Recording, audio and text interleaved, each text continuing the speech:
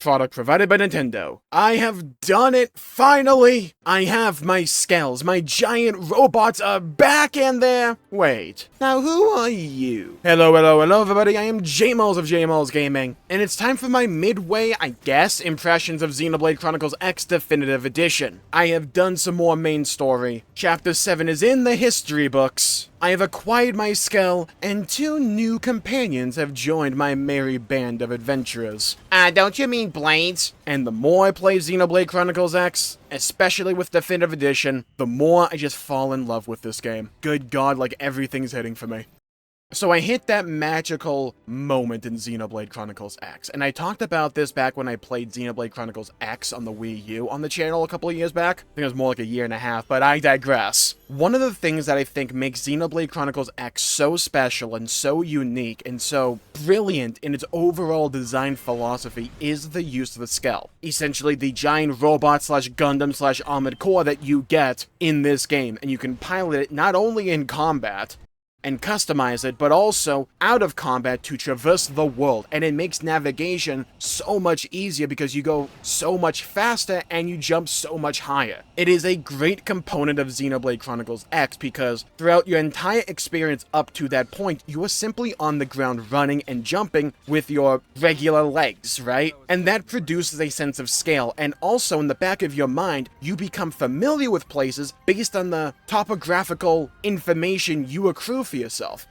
Oh, I have to go this route to get from point A to point B. Oh, if a cliff kind of looks like this, I can probably jump up it to get to where I need to go, and the world feels massive, and it's exciting, and it's fun to navigate, and I actually kind of put off getting skills because I was just having so much fun running around. And then, that beautiful moment in Xenoblade X, you beat Chapter 6, you do the 8 side quests in order to get your skell license, and you finally get your skell, and everything changes. Everything you knew about this world, everything you had become accustomed to, everything that had been normalized gets turned on its head as the entire scale of the world shrinks down, and you can now go to places that were really hard to navigate before, or even impossible before, and now you can go there. And it opens the world up, it changes the scale, and you feel as if you're discovering Mira all over again for the very first time. And this is my 3rd time in my life unlocking skells. Once like when the game first came out, once on stream a year and a half ago or so, and then right now, and that feeling doesn't die down at all. And I think it just goes to show just how well put together and well constructed this game is. To me, it is one of the best examples of how to tackle an open world game in all of gaming. Besides like an MMO, I have like really 2 big games that I point to and say, this is how to do an open world in an interesting, fun, and engaging way where the open world itself feels like the content. My big 2 are this game, Xenoblade X. Now I'm going to be pointing to Definitive Edition particularly, and also Elden Ring. Like, they're on even playing field for me. That's how highly I view this game. And I viewed it that highly back in the regular version, and Definitive Edition is just a better experience in my opinion. It's just fun and enjoyable exploring the world, having seen places you wanted to go for the longest time but not able to because you didn't have the height, you didn't have the speed in order to get there, but with a skill, now you can. And you find whole new ways to navigate the world. Do skills still feel really floaty sometimes? Absolutely. And is it a little bit frustrating when I want to stop at a dime and my guy continues moving for like half a mile? Yeah, sure. Do I kind of wish mobility in skills was a bit more snappy? Yeah, I do. But it's one of those things where the benefits of the skill system far outweigh its cons in my opinion. And what the skill system brings to the table, not only in terms of gameplay variety, but also in terms of just how you interface with the game itself and move around it, is one of the best systems in all of gaming in my opinion. And I so desperately wish we had more giant robot mech games that had systems like the skill system. And I'm going to get this feeling again when I beat Chapter 9 and unlock flying. That's the beauty of Xenoblade X. You get that feeling of completely changing your perspective on how Mira works, operates, and feels multiple times throughout. At the very start when you first experience Mira, then when you get your ground skill, and then when you unlock flying. It's an incredible feeling that this game is able to elicit in you time and time again, because normally the more time you put into a game, the more familiar you become with it, right? The less surprises lie in wait for you. But that's not really the case with Xenoblade X, because they just change how you interface with the world, so everything gets recontextualized, and more places open up for you. It's a great design, like, element that this game has. And Definitive Edition throws another curveball into the mix with the Racefelg. You get this skill by unlocking the follower/companion, Liesel, who I like to call Liesel Diesel, and it's a unique skill. I'm pretty sure the two new companions I've unlocked, Nail and Liesel, were originally cut content. At least that's what people keep yelling at me about on stream. Look, I just wanted the theory craft about what these characters could mean in the future, and people just kept telling me that they were cut content. Jokes aside though, Racefelg is a unique skill. It's kind of like the Ares in a way, to where its loadout is predetermined and you can't really alter it, though I believe you can like add augments to it. And like in terms of combat, it's kind of whatever in my opinion. I kind of do more damage outside the Racefelg on my own than I am doing when I'm in it, so if I use the Racefelg in combat, it's just because I want to use a giant robot. Its kind of style of play is buffing itself, debuffing the enemy, and then unloading with big damage, at least what's supposed to be big damage. Maybe it opens up a bit at level 50, but like right now it's kind of underwhelming in the actual gameplay regard for combat.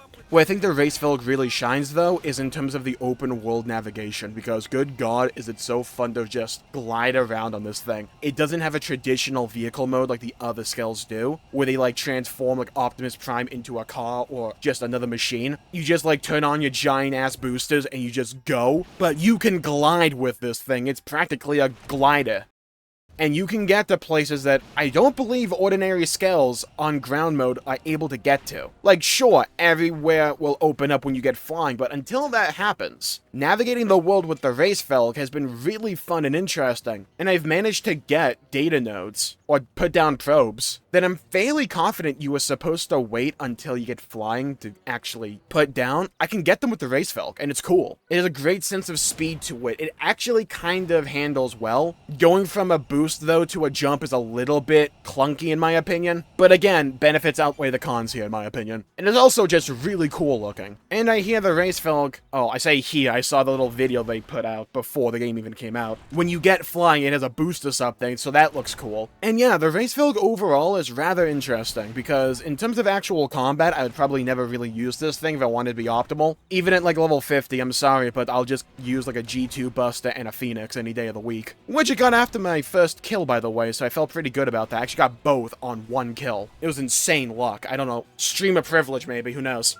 But what I think the Racefelg really shows is, like, just how further the skill system can go. And I'm, like, more tantalized than ever before for a potential Xenoblade X 2. Because imagine having different kinds of skills besides just light, medium, and, like, heavy. But, like, skills that serve different purposes and have different ways they interface with the world. Or just different ways they pilot. Like, there's so much potential for a system like this. Where it's like the Racefelg kind of glides like a bird. Imagine one that's like a super jumper. Or one that has a bunch of like little quick boosts, or a sprinter that's really good at going fast in a singular direction or something like that, or one that can actually drift. There's so many things they could do with this system if we do ever get a Xenoblade X 2, which I want more and more the more I play this game, by the way, and I'm probably gonna make a separate video about that. Heck, I might make two, because I can yap about this topic all day, trust me. But like, I think the Racefelg and what it does in this game, despite just being cut content to my knowledge, it shows the potential this system has, and I want to see expanded on in the future.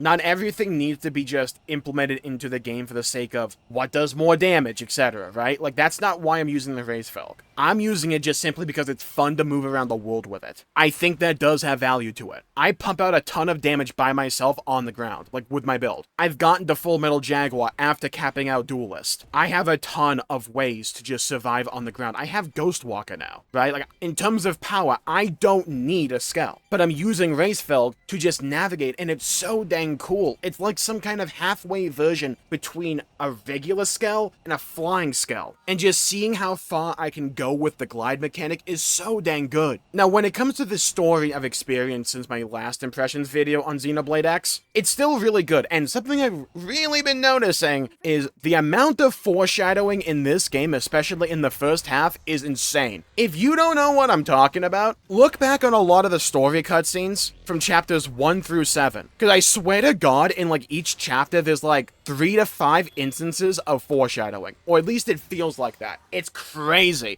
And it's also good foreshadowing as well. I've been diving into the heart-to-heart system a lot more than I had originally with the Wii U version. I think they're solidly okay. I still think 2 is far and away the best heart-to-heart system in all of Xenoblade, and I don't think it's particularly close. I think the heart-to-hearts in Xenoblade X and in Definitive Edition are a hell of a lot better than the campfire chats we had in Xenoblade 3 at least. But now the new characters, Neil Nail and Liesel. Again, pretty sure these guys were cut content. Neil Nail being like a Cosmo archaeologist, which just sounds really cool, like a sci-fi Indiana Jones type character.